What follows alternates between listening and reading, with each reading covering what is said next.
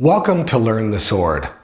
A lot of students that use a Shinken, they have difficulty sometimes with fear of the blade and how the blade fits correctly on their belt.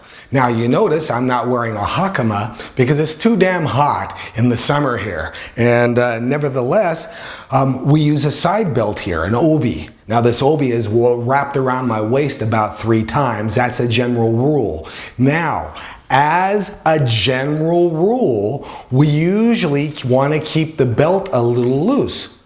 And that's fine. We want to keep it loose on top, but having it snug at the bottom of the belt where your hips touch. And that will give you enough movement so you can easily take the sword and move it in and out this way.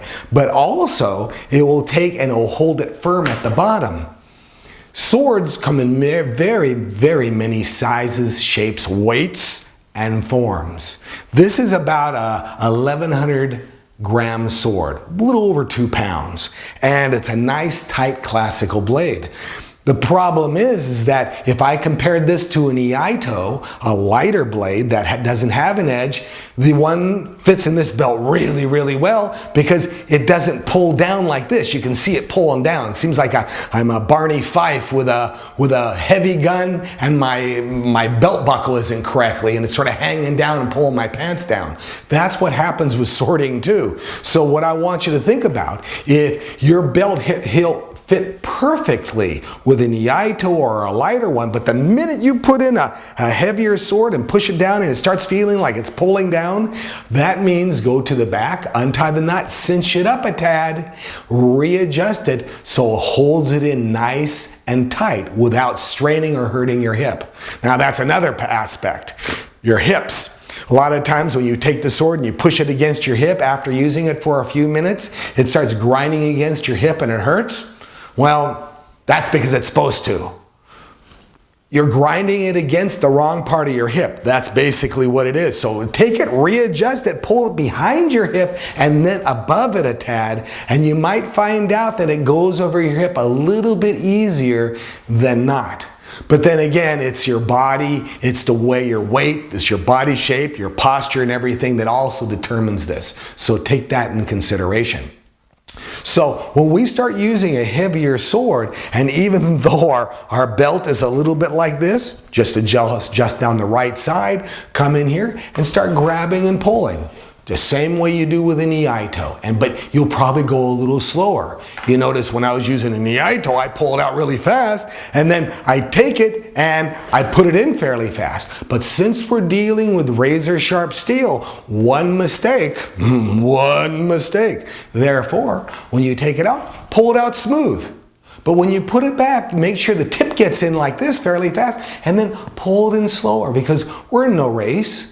What's the race for? The minute you put your sword away, the job is all done. There's no one else to cut or work on your target. Look at it that way. So by the time you pull the sword out, you're getting out there, you're doing your technique, but by the time you put the sword away, even if you did something really fancy, no one's around to see it anymore because they're laying on the ground, especially 500 years ago. So also take those things in consideration. So when we start taking the sword and we pull it out, hold it like this, I reverse hand, and bring it in this way and sheath it. Or if I pull out the sword this way and I bring it in this way, I put my hand under and here's another sheathing.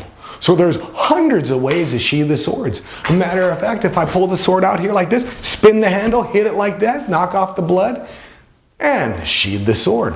So there's tons of different ways you can practice and play around with. Now remember, tradition is tradition and kihon is kihon, and basically pulling the sword out like this and bringing it like that and then bringing it back like this really smooth, dropping it into the cradle and pulling it back slowly is really difficult compared to this. And bring it back like that. It looks fancier, so much easier to do.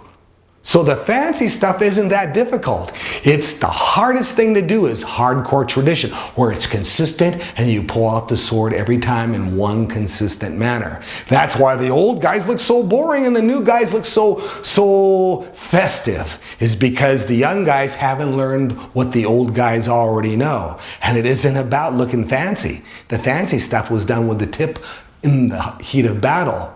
His way of putting away the sword is just putting away the sword. You didn't see John Wayne spinning his gun and putting it away. And you didn't see any Marines doing that either.